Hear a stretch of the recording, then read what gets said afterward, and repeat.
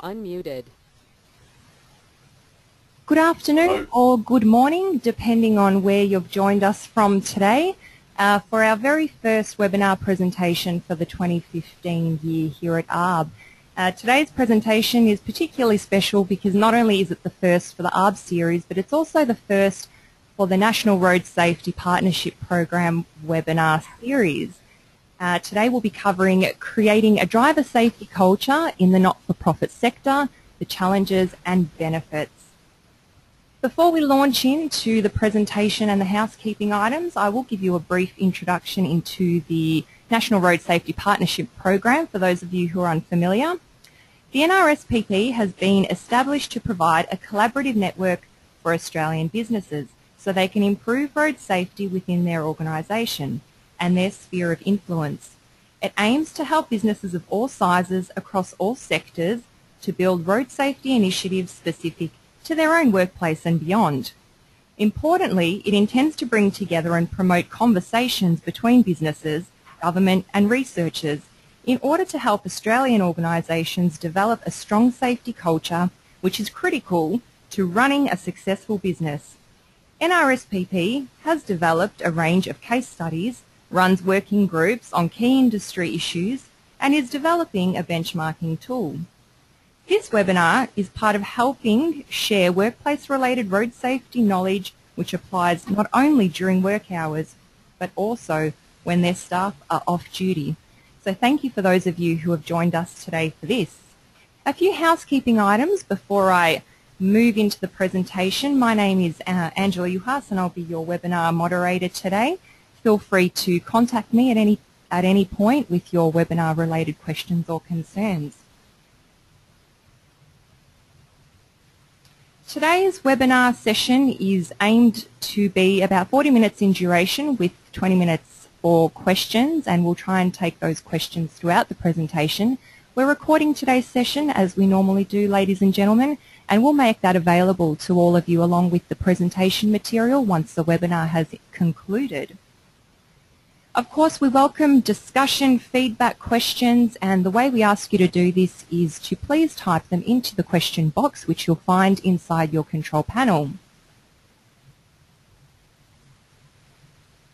And of course, the man of the hour, Mark Stevens. Welcome to the ARB webinar program, Mark. Thank you for joining us today. Mark is from UnitingCare Queensland and he'll be our presenter for today. So Mark, can you tell us a little bit about yourself, your role and the good work of the UnitingCare Queensland? Thank you, Angela, and welcome everyone to today's presentation. Yes, just to give you a little bit of background, myself, I've been the Fleet Operations Manager for UnitingCare Queensland now for over 11 years, but I have been with this organisation for 21 years in other roles. I very quickly run a fleet unit here of 6 staff, but also outsource some of our fleet operations to Smart Fleet in Victoria. Just to give you a little bit of a background on UnitingCare Queensland, it is made up of 4 key service groups: UnitingCare Health, Blue Care, UnitingCare Community and ARCS. The organisation employs over 15,000 staff in more than 400 geographic locations across the state and, across northern New South Wales, Queensland and the Northern Territory, as far north as vehicles on Thursday Island. Currently we've got around 2,500 vehicles in the fleet. We also pay around about 1,000 staff a kilometre allowance to use their own vehicles. We've got more than 4,000 fleet drivers for our fleet cars. We travel around about 45 million kilometres per year and we provide services to over 14,000 people every day. UnitingCare Queensland and its service groups has a very, very strong focus on safety at work. Our key is that we want to be able to send all of our staff home safely to their families. We put extensive work into achieving a safe work environment for all of our staff, our volunteers, our clients and visitors. We have in place extensive health and safety policies and procedures, a range of training programs and competencies that cover just about every aspect of our business. Teams of HR professionals, including workplace health and safety officers, reps, trainers and external consultants. And really it is about creating a culture of safety, including safety through fleet operations. So I suppose really what we want to get to behind today is what was the motivation to create a culture of fleet safety and how did we achieve that? For that purpose I'm going to focus purely on Blue Care, mainly because that's where we started the program and that forms the case study that is on the NRSPP website. Back in 2008, Blue Care, or myself, sorry, identified that we had a risk that unless we put something in place was going to be unchecked and was going to get out of hand. We had a high crash rate incident. We had a history of vehicle crashes, especially crashes around visiting clients. Just in 1 year alone, we had 260 reversing accidents, and the majority of those were around the clients' homes. We had high incidents of crashes over $10,000 in value. Those are serious crashes. We had high incidents of reversing and third-party crashes. That's where the percentage of third-party crashes was greater than those where, where we were at fault, as opposed to those where we weren't at fault. We had increased infringements, mainly because of increases in mobile and fixed-speed cameras, but also with staff that didn't have the training to understand why they needed to not speed. We had cars returned for sale in poor condition. We had a failure to identify fleet vehicles and vehicle operations as a significant risk. And when I say that, our management at the time did not consider the vehicle as a workplace. It's just a medium to get from point A to point B. We had our emergence of duty of care responsibility. We also recognised the desire to ensure our people are safe on the road. We also recognised that we needed to instill a culture of road and vehicle safety. Our people, as I've cover 45 million kilometres every year, and we do operate in an environment where we have extreme conditions. And that's just a couple of examples. So what were our objectives? And I have covered off a couple of those just previously, but the main objectives were to achieve a desired level of best practice in fleet safety and instill a culture of road and vehicle safety by ensuring that we have safe and courteous drivers. We have systems to identify our risks. We have interventions in place to reduce those identified risks. We wanted to achieve a high level of sustainability both for staff and fleet operations through safe and responsible drivers, safe and sustainable vehicles. We also wanted to achieve a low emission fleet, and we wanted to ensure we had cost-effective fleet operations. We needed to ensure that we met our duty of care compliance through policies, procedures and training, and identifying any emerging duty of care responsibilities. Just quickly, and best practice is very much a moving target, and a lot of people will say, well, what is best practice? Best practice really is a method, a process, an activity, an incentive or a reward that is believed to be more effective at delivering a particular outcome than any other technique, method or process when applied to a particular condition or circumstance. And really it's about what was in our objectives.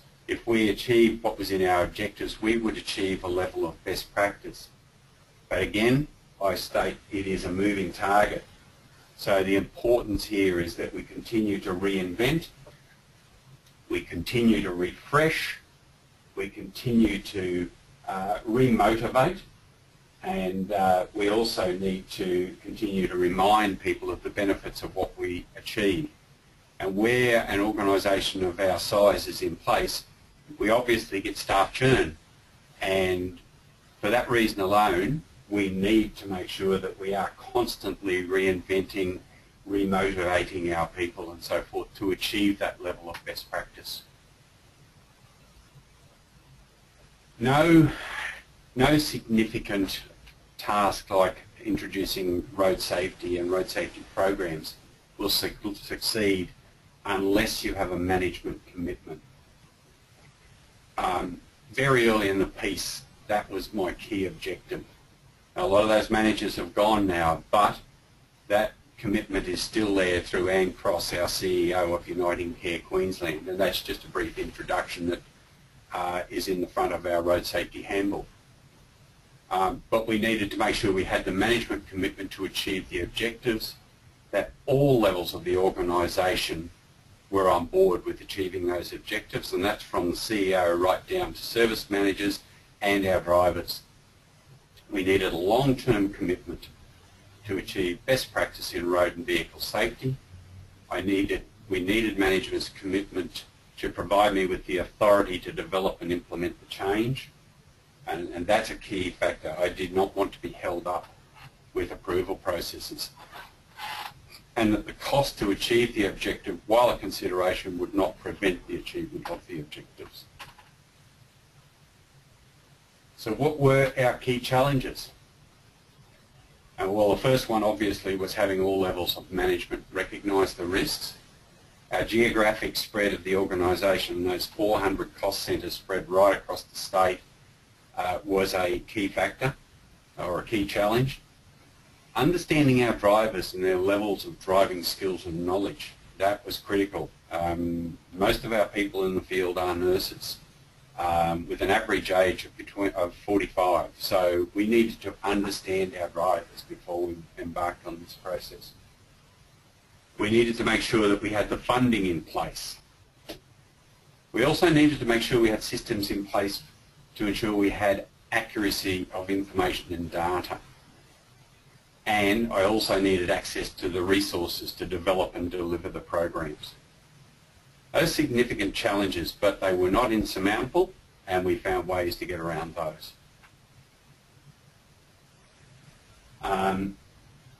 Before we break for any questions, if there are any, halfway through, I suppose our greatest challenge recently has been taking over the operation of the Northern Territory fleet.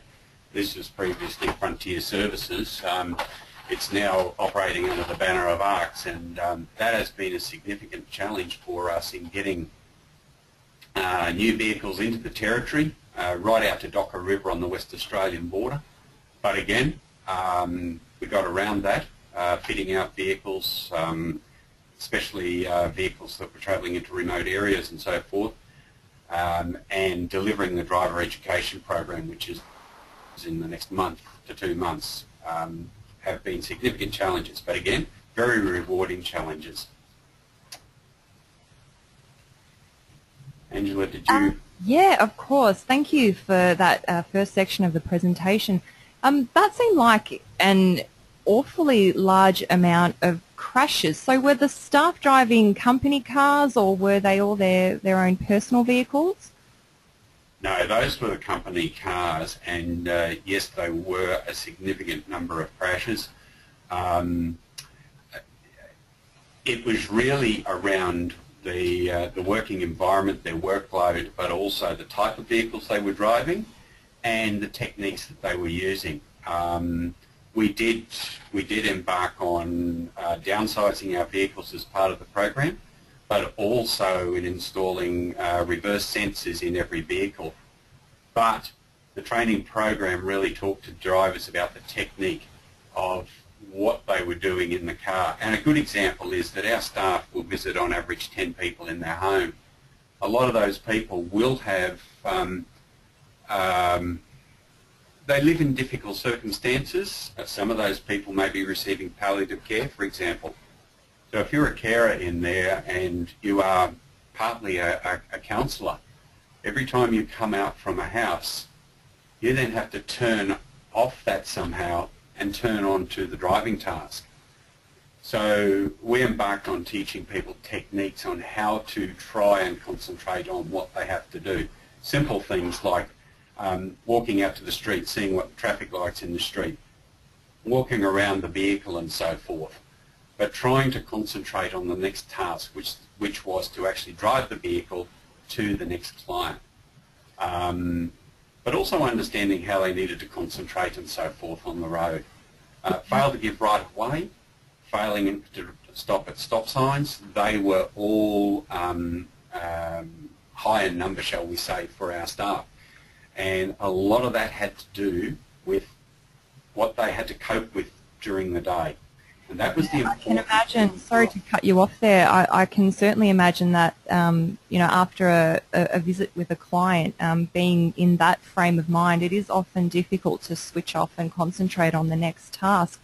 And we have had a question here from Judy who was asking, and I hope what you've just mentioned helps answer Judy's question, but she's asking, did fatigue or other health issues contribute to the high number of crashes? So was it purely that, you know, the drivers couldn't switch off, or were any of these factors an issue? Yeah, I suppose physical fatigue didn't really come into it. Emotional fatigue is definitely a factor. And some of the research work that we did with Dr. Sharon Newman of QUT, Sharon is now with Monash, was around the driver and instilling in them the daily focus of driving. But yes, I would say emotional fatigue, but not physical fatigue, were a factor. And the driver education programs that we ran and the daily focus sessions and so forth really helped drivers to understand that they needed to convert from one to the other. Great. Well, thank you very much, Judy, for your question, and I hope we've managed to answer that for you. Another question here from Helga. Helga's asking, I'm particularly interested in the approach towards volunteers and whether this approach differs to that of paid staff. Do you have any thoughts on that? Yeah, I do. None whatsoever is the answer. Mm-hmm. Volunteers must always be treated exactly the same as paid staff. We value our volunteers and put them through the same training programs as we do our staff, and support them. There's a lot of care goes into the volunteers if they are driving a vehicle, and we need to, for obvious reasons, we need to ensure the safety of those people as well, that they can get home safely to their family and loved ones. So we treat them exactly the same as our staff if they are driving a vehicle. Great. All right. Well, thank you very much, Helga, for your question as well. And that's it for questions at the moment, Mark. So I'll let you move on to the next stage of your presentation. Thank you. No problem. Thank you. When we started out on this journey, we didn't do it alone. And an example, I suppose, of two very important partners for us was the RACQ in Queensland and CARS-Q, which is the Road Safety Division attached to Queensland University of Technology. And I mentioned Dr. Sharon Newman a moment ago, who did a number of research programs and assisted us in developing some of the tools. But also Darren Wishart at CARS-Q has been an important assistance for us. The RACQ delivers the majority of our training for us, and the reason I highlight that is the fact that we wanted to make sure that our staff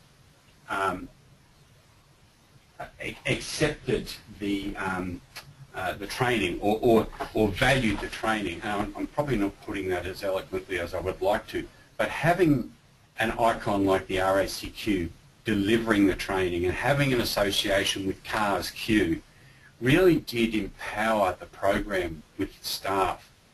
And in the first tranche of training, which cost around about $30,000 travelling around the state, I sent one of my staff members along to every training session. I went out myself into some of the rural and remote, really to gauge the effectiveness of it, but to help to reinforce the importance of the training.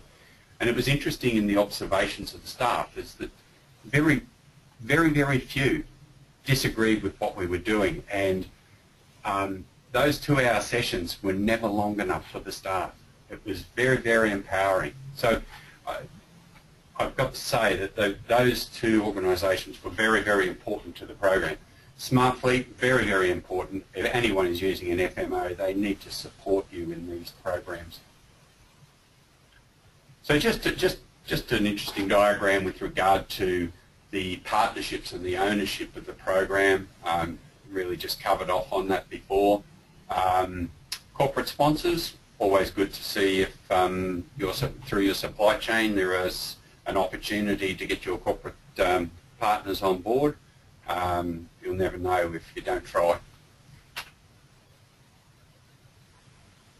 So again, I've covered a lot off on some of this, but how the objective was achieved, it was really about raising awareness. That was the key. Instilling in staff where the risks and that were. Development of unique resources, an awareness campaign, the driver safety workshops, daily key messages through managers and team leaders and champions, a funded training program, and standing agenda items on staff meetings.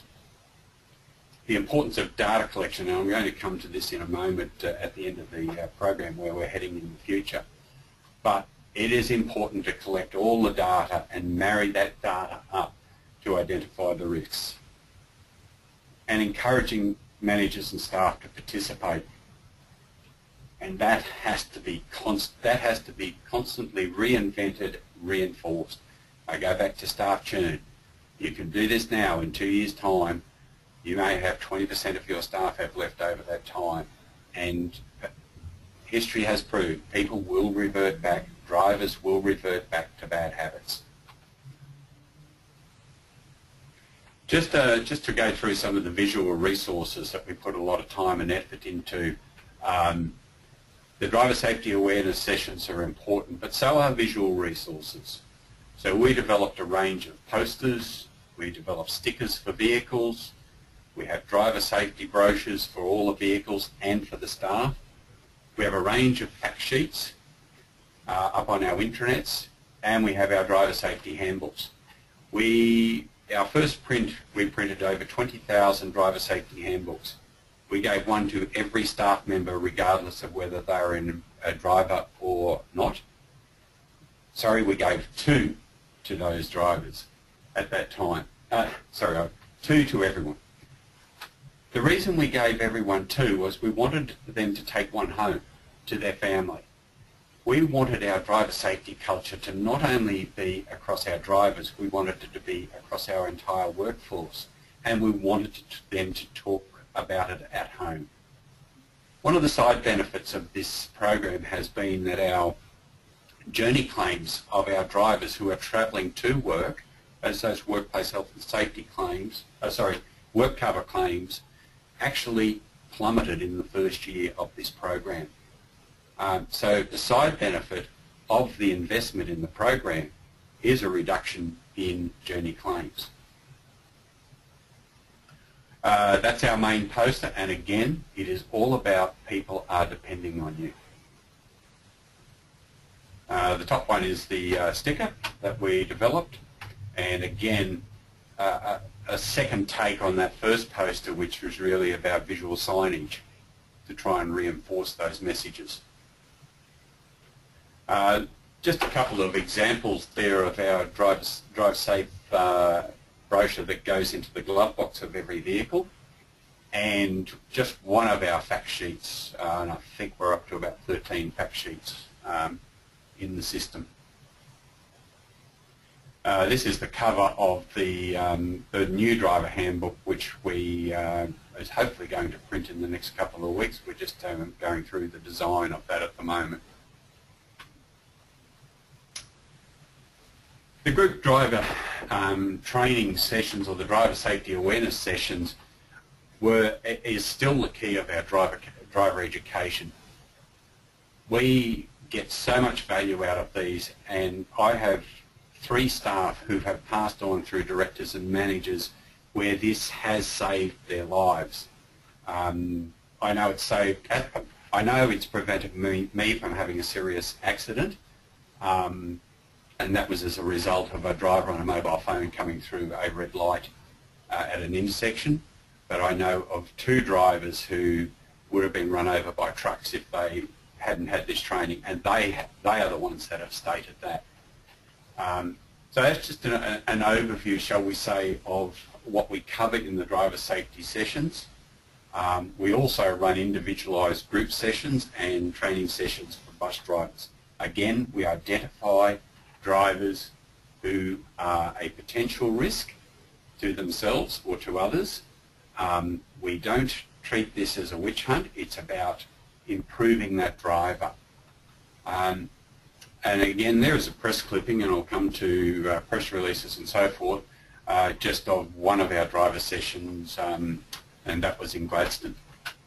Again, these sessions that we ran, we invited other members of the community along if we had space for them, so people like Meals on Wheels, the schools. We've invited Indigenous groups in some of our remote areas along, and those groups have all got good, valuable information out of those driver training sessions.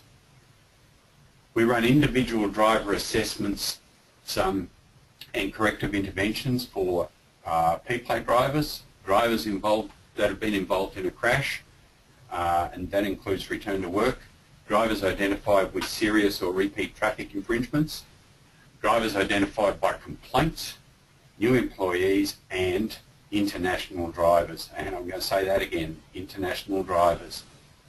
There is a court case in Bundaberg today where a driver is up from, I'm not too sure what the country is now, but is up on a manslaughter charge, and they were driving on an international driver, not licensed, not one of our drivers, but again, that is a serious risk. Unashamedly, we use media releases to, I suppose, help to spread the message of road safety, and I think this is an important tool to try and help spread the message, but it also reinforced with our staff when they read about it in their local paper how important it was. And feedback from the staff over those press releases alone has been very positive over time.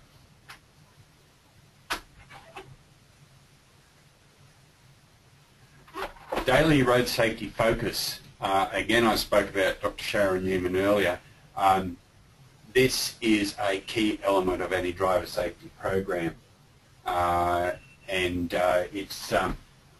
it is important that you can put as many visual resources up in service, you can run as many training sessions as you want, but if your managers and your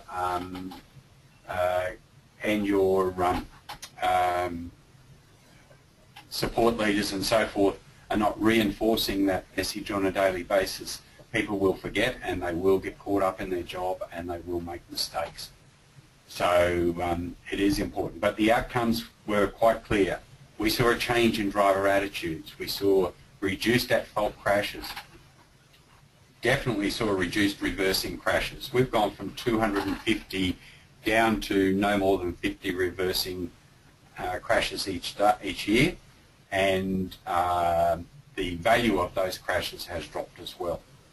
And at that time we saw reduced traffic infringements. Unfortunately, our traffic infringements are on the rise, but again, that is more, I think, a change of legislation and saturation that has caused that problem. So just briefly, and I know my time is almost up there, or is up, that is the outcomes for Blue Care. We saw an 18% premium reduction between 2009 and 2013, a reduction of serious crashes less than 10,000 K. I think we have one. Reduced journey claims for non-fleet drivers. We've run over 250 driver safety awareness sessions for 3,500 staff. We've handed out 20,000 driver safety handbooks. We saw a 25% decrease in at-fault accidents between 2009 and 2012, and that was against a 10% growth in fleet numbers, and a 35% decrease in fail to give way. Our infringements at that time went from 1 in 150 down to 1 in 95 vehicles per month. Sorry, that's been typed. That is a typo. Sorry. Repair costs at sale significantly reduced. Now, this is an important key indicator for anyone. Look at your vehicles being disposed of and what condition they are. They tell you a lot about your drivers and your managers. If your cars come back in good condition, then you know that the drivers are treating them well, and they're also driving well, and that was a key indicator for us. Just a graphic of the history, shall we say, of at-fault crashes against fleet growth and our premiums. And as you can see, as fleet growth went up, we saw a drop-off and then a stagnation, shall we say, of at-fault crashes. In that last year, 2013-14, that 144, while it is an increase on the previous year of 117, the total value of those crashes was not as high as the previous year of 117 and 119, and the proof of that, I suppose, is in the premium reduction. We have also embraced e-learning, again in partnership with the RACQ. We have developed this module for our staff, and this assists us in providing some form of evaluation of new drivers, but also as an intervention for drivers, usually for where they may have had low-speed traffic infringements, etc. So we use this, but we don't use this for everybody. Some of our future identification strategies are benchmarking vehicle and driver performance through our data. Again, that's a work in progress. Identifying both good drivers and aggressive drivers and rewarding. Provide data that helps to place downward pressure on costs, and identify areas of operation that presents a risk to the organisation. I'm just going to briefly skip over that. That's just about data collection and the importance of it. And look, finally, this is what is the new tool that we are working on. Basically, we capture almost in real time everything about our vehicles and our drivers.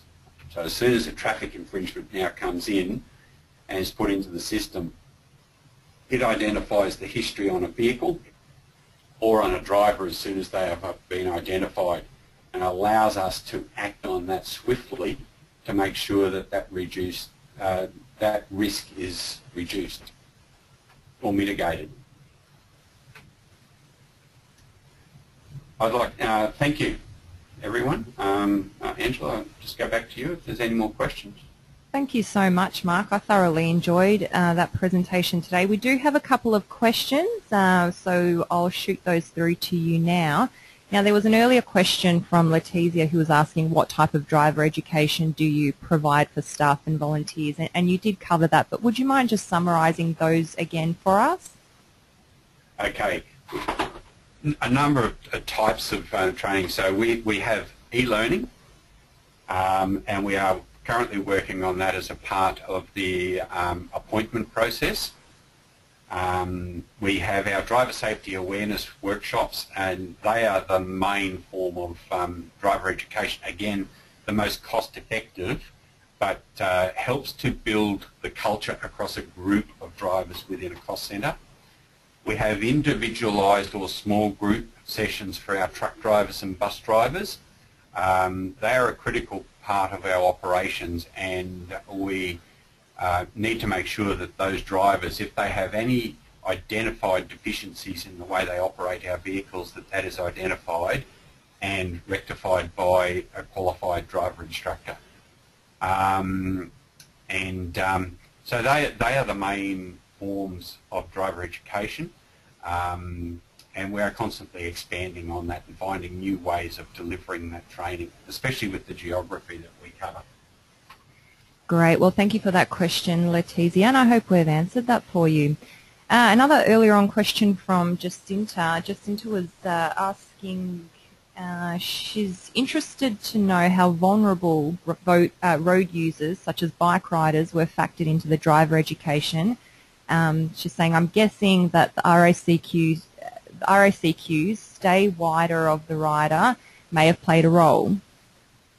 Yeah, we're constantly evolving with especially around the changes in legislation, but when we do the driver education, we are looking at the other road users and how a major part of our road safety program is about driver courtesy and sharing the road with other road users. And bike riders, absolutely, about giving them a wide or a clear area to pass them to make sure that we're not injuring those riders. And obviously now in Queensland we need to comply with the legislation with regard to the 1 metre rule. But also truck drivers. You know, we educate with regard to merging into lanes with truck drivers and so forth. So it is about road courtesy and sharing the road with all road users. Great. Thanks for your question, Jacinta. Another question here from Petria. I hope I pronounced that correctly. I'm so sorry if I haven't. The question is, did you say 30,000 for the first statewide round of sessions? That sounds cheap. That was the first tranche. It was done very smartly. I'll say this: we planned that around the RACQ. That didn't cover all of the accommodation and airfares and so forth. No, it would have been more than that. My first tranche of driver safety, I actually applied to the Queensland Gaming Fund for a grant, and it was on the basis that we developed all of the tools, but we did it with a community focus.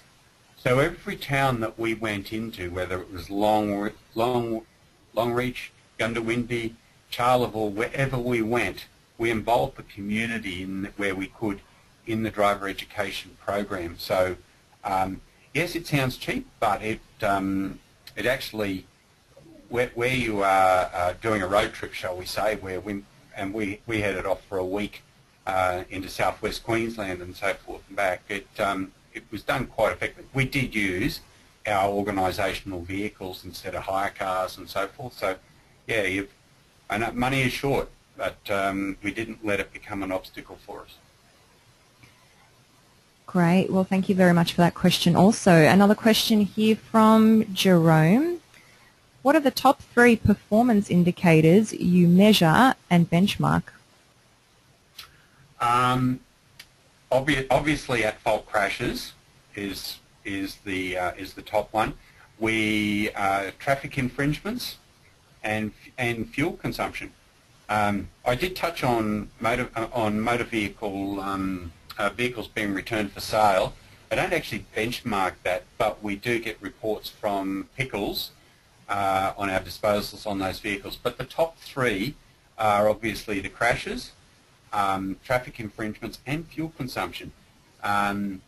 We did some initial trials, shall we say, on satellite tracking of vehicles and so forth. And while I would love to have satellite tracking in all my vehicles, it's not cost effective for us size of our fleet. So I look at using our data to be able to provide me with the information. Our new data system that we're developing will identify if a driver's had a traffic infringement, what their fuel consumption rating is compared to vehicles that operate in the same postcode. Having a fleet of 2,500 vehicles gives me a good bank, shall we say, of data that I can actually benchmark on.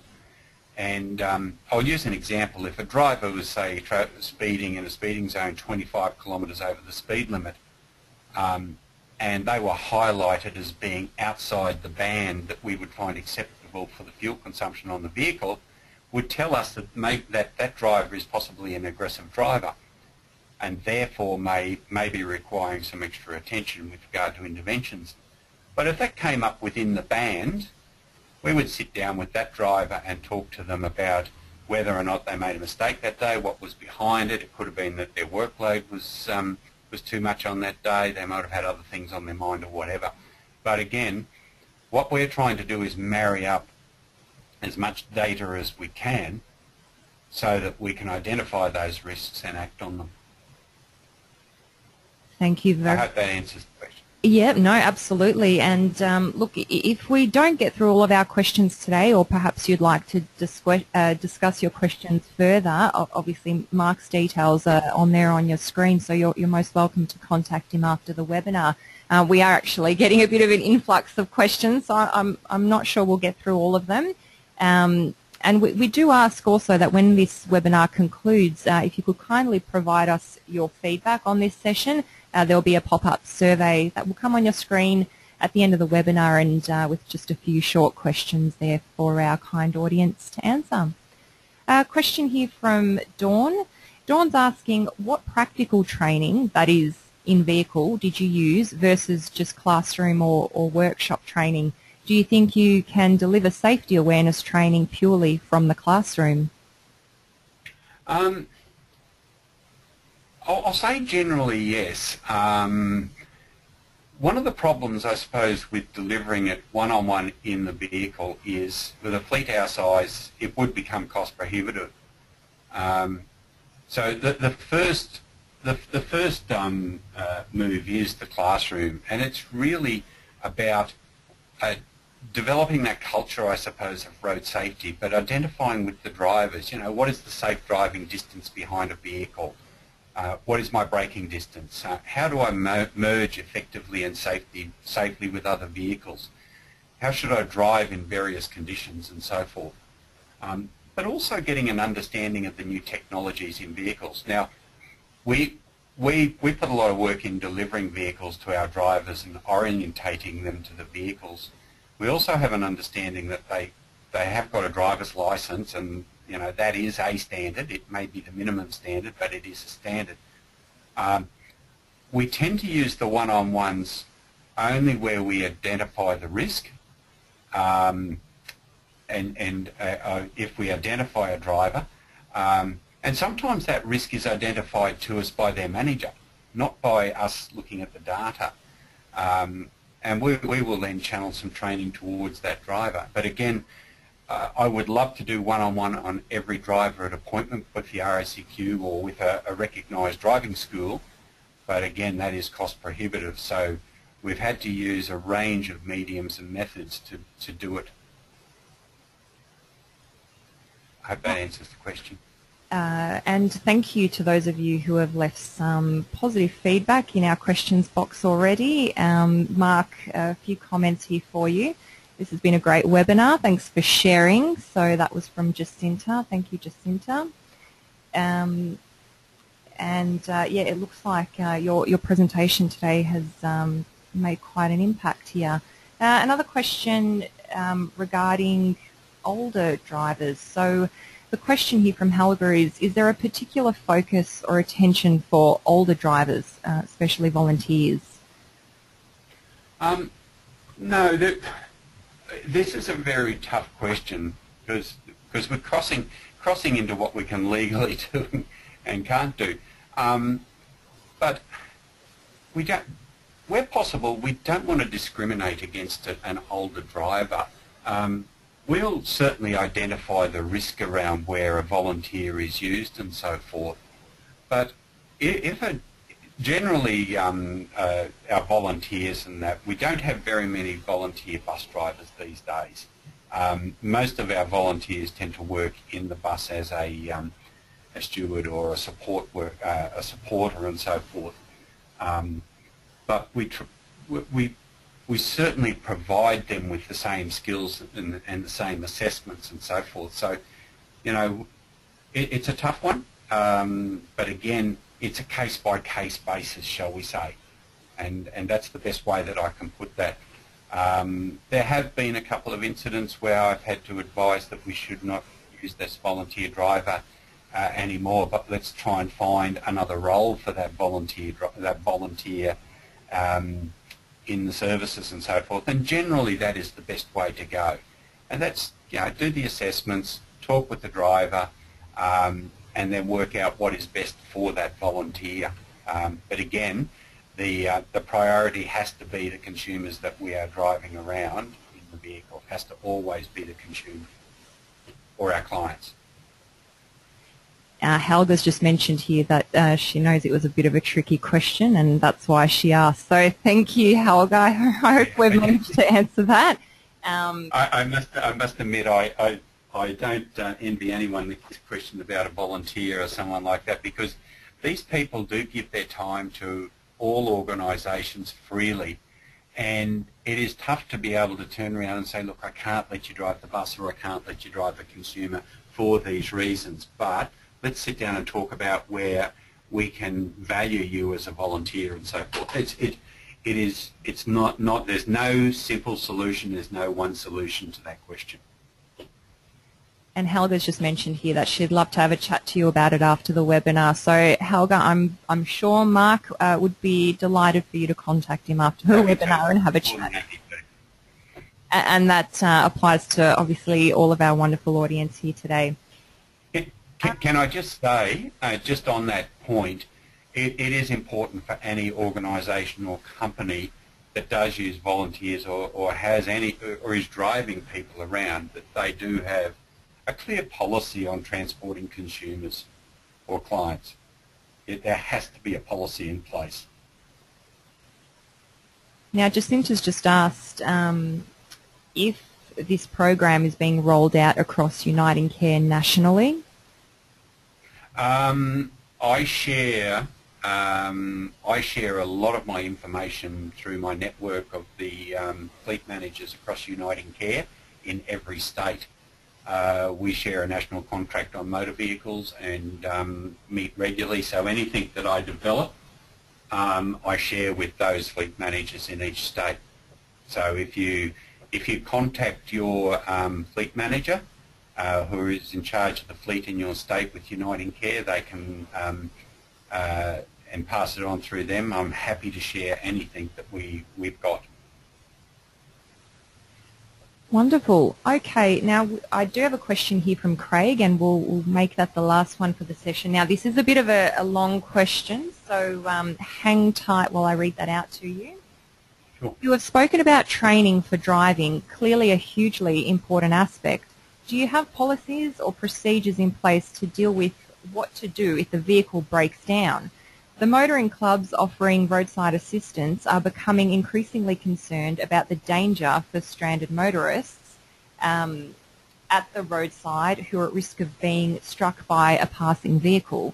There have been recent incidents where motorists and roadside assistance personnel have been struck and killed or injured, and the clubs record an alarming number of near misses. The likelihood of a breakdown is relatively low, but the risk, especially in a high-speed environment, can be very high.